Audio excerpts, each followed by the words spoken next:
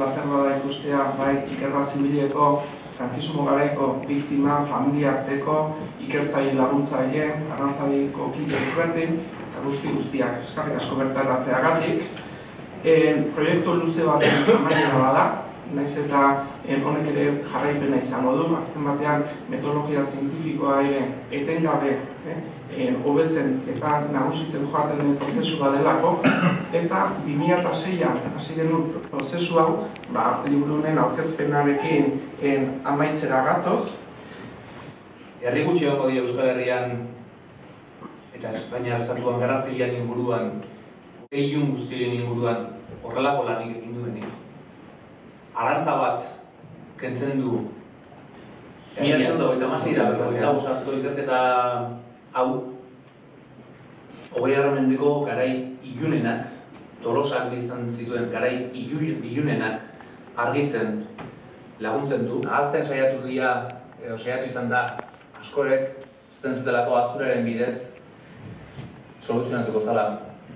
Eta ahaztura ez da inoiz soluzio bat. Horregatik zor genuen garai ilunoi argitzea, iragana ezagutzeko beharra daukagulako, obligazioa daukagulako, belaunaldi berriekiko, belaunaldi zaharrekiko batez ere, baino baita berriekiko ere, jakitean, iraganan jakitean erekiko duloko etorkizunak.